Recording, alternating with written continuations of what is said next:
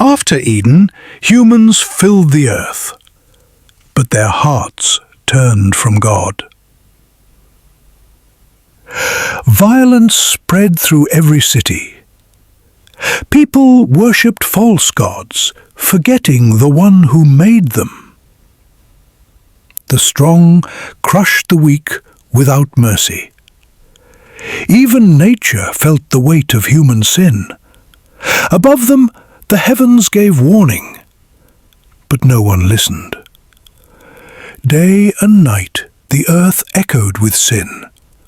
No one remembered the Creator, only the idols of stone, gold, and self. But in the shadows of this world, one man still walked in light. In a world sinking into violence and chaos, one man walks in silence. Noah, untouched by the darkness, guided by something higher. Humanity has become a storm of rage and desire, a world without limits, without conscience, without peace. From beyond the veil of heaven, God watches the world, and his heart breaks. With grief heavy in his heart, God speaks a decision into the cosmos. A storm is coming. Alone in the mountains, Noah prays, and a voice not of this world speaks his name. God speaks to Noah, not in wrath, but in trust. A mission is given. A world must be saved. God reveals the plan. A great ark, mighty and precise, built by a single man for the salvation of life. With axe in hand, Noah takes the first swing. The beginning of salvation starts with a single strike.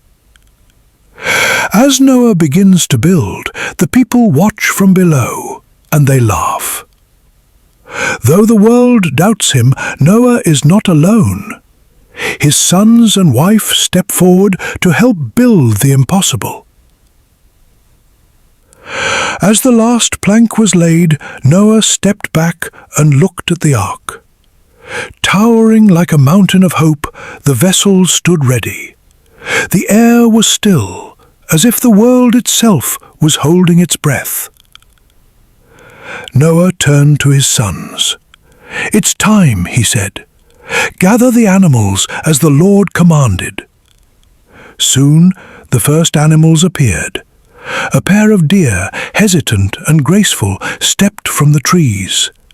Behind them came others, wolves, bears, birds of every kind, all walking in pairs, calm and silent. Noah and his sons opened the great door of the ark, letting light spill into the vast interior. The animals entered, not with fear, but as if they knew their place, their role in this moment of destiny. Outside, the sky began to shift. Clouds gathered, and the wind whispered of something coming. God spoke to Noah once more. "Enter the ark, for the floodwaters will come in 7 days." Noah called his family.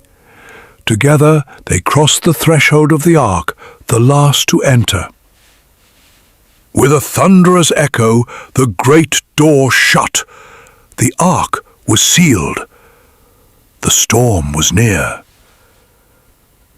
The rain began, first as a whisper, then as a voice, then as a roar.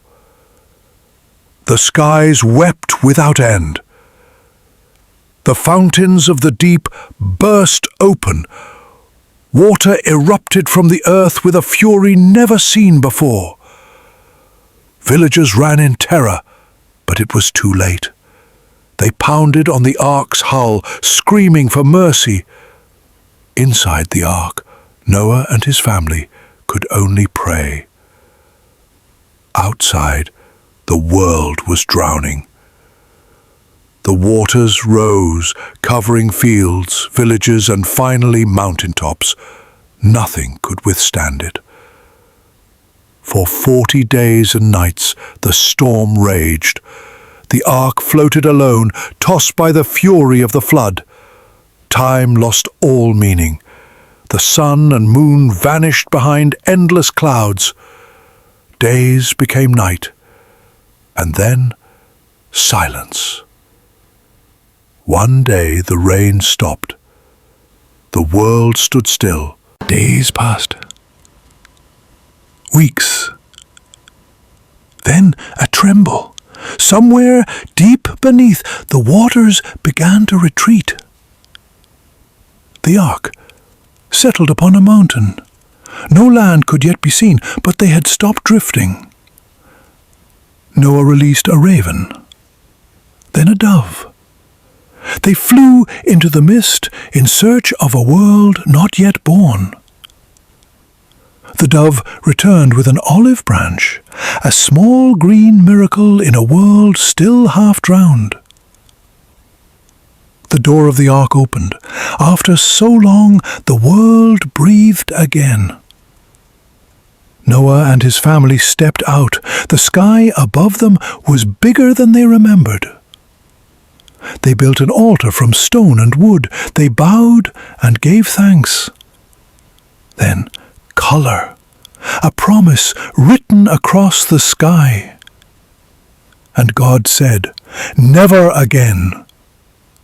The earth listened in silence. The first night on dry land, a fire, stars, and silence. Noah had a dream of cities, of life, of future generations running free. But not all dreams are peaceful.